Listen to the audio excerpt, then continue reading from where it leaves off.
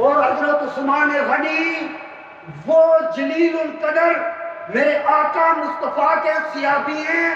میرے آقا فرماتے ہیں کہ ایک بیٹی عثمان کو دی, اس کا وصال ہوا, دوسری دے دی.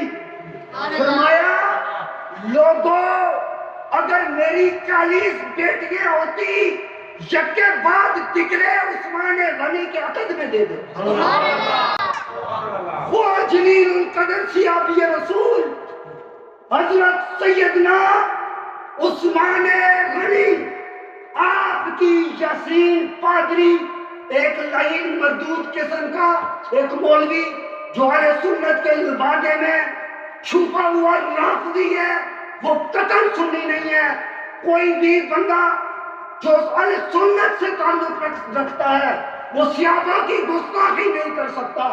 ارے صحابہ کی گستاخی تو وہی کریں گے جو رافضی ہوں گے. کون گستاخی کرے گا؟ جو رافضی ہوں گے, جن کا اہل سنت سے کوئی لینا دینا تعلق نہیں ہے. اور حضرت عثمان غنی کی یہ جو یاسین قادری بھی میں اس کو نہیں کہتا, یہ جو یاسین پادری اس کے چیلے چمچے, اس شیطان کالے شیطان کے چیلے چمچے یہاں بھی موجود ہیں. یہ پچھلے سال وہ یہ پنتھر بھی آیا ہوا تھا, وہ وہاں کے جو اس پارٹی کی وہ جو سلسلہ تھا انہوں نے بھی اس کو بلایا ہوا تھا, ایسے نعرے لگا رہے تھے. ہمیں اس وقت بھی پتا تھا یہ چھپا ہوا رافضی ہے, اس وقت بھی ہمیں پتا تھا یہ صحابہ کا گستاخ ہے, اس وقت بھی ہمیں یہ علم تھا یہ اندر سے کالا شیطان ہے. لیکن اس وقت لوگوں نے بڑا پروٹوکول دیا. اب وہ چھپا ہوا رافضی, وہ شیطان, وہ سامنے آ گیا.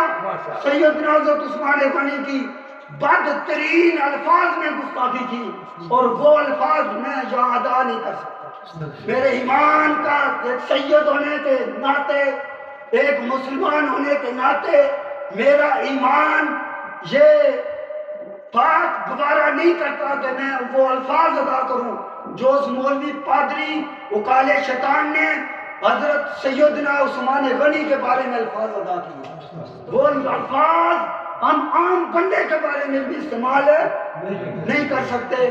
تو ہم سارے اس گستاخ صحابہ کی پور زور مذمت کرتے ہیں. اس گستاخ صحابہ اور اس یاسین پادری کی پوری قوت سے ہم ہاتھ اٹھا کے اپنے ایمان کا اظہار کریں. ہم اس پر لعنت بھیجتے ہیں. اور تھوڑا آپ اس کو دہرا لیں, حضرت ابو بکر صدیق کا گستاخ ہو ہم اس پر بھی لعنت بھیجتے ہیں.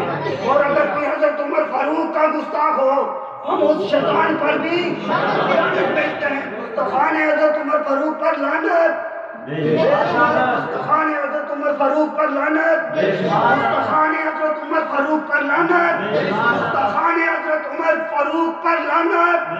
یہ لعنت کبھی رکے گی نہیں. یہ کالے شیطان سن لیں, یہ سید جب تک زندہ ہے, جب تک اس کے اندر یہ سانس گردش کر رہا ہے, صحابہ کا دفاع ہم کرتے رہیں گے. اور یہ جو چیلے چمچے چونکے چنانچے فیس بک کی مفتی ادھر سے کمنٹ ادھر سے کمنٹ, یہ ہوا وہ ہوا, میں آپ سے بھی کہتا ہوں اپنے ایمان کو بچاؤ ان شیطانوں کے ساتھ لڑ کے. اور یہ جو آیت ہے یوم ندعو کل اناس بامامہم, ہر بندہ بروز قیامت اپنے امام 15واں پارہ اپنے شیخ طریقت اپنے پیر کے ساتھ اٹھایا جائے گا. 15واں پارہ اللہ فرماتا ہے بندہ پیر کے ساتھ اٹھایا جائے گا. کسی کی تفسیر میں لکھا ہوا ہے,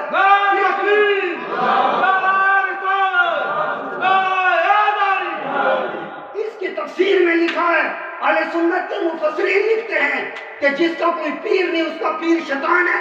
اس کے نیچے لکھتے ہیں, کہتے ہیں جس کا کوئی برا راہبر ہوگا جو کسی برے کے ساتھ چلے گا وہ برا بندہ اسے جہنم میں لے جائے گا. یہ تم گستاخان صحابہ کے ساتھ یہ ہے وہ ہے. میں جانتا ہوں کچھ چہرے جہاں بھی جلوہ فروز ہیں, اپنے ایمان کا اظہار کیا کرو. جب صحابہ کی چیزیں برسرے عام ایمان کی کہتی رہا بس آپ کا سچ کو کال کرو. آپ کو سچ کی بات ہونی چاہیے. آپ کے جذبات کو بھی میں اسلامی عقیدت پیش کرتا ہوں.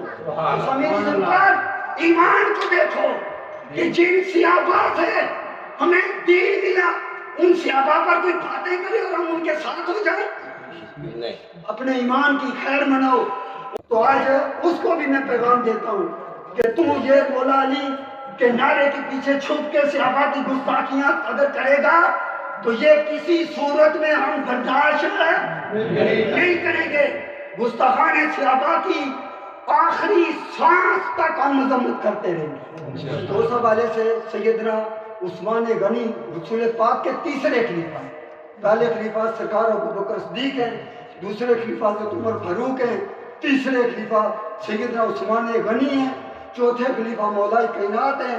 اور پھر جب 6 ماہ خلافت کے رہ گئے تھے خلافت راشدہ کے, مولا علی کا وصال ہو گیا, 6 ماہ خلافت راشدہ امام حسن نے کی. یہ خلافت راشدہ کا پورا جو عرصہ 30 سالہ کمپلیٹ ہوا.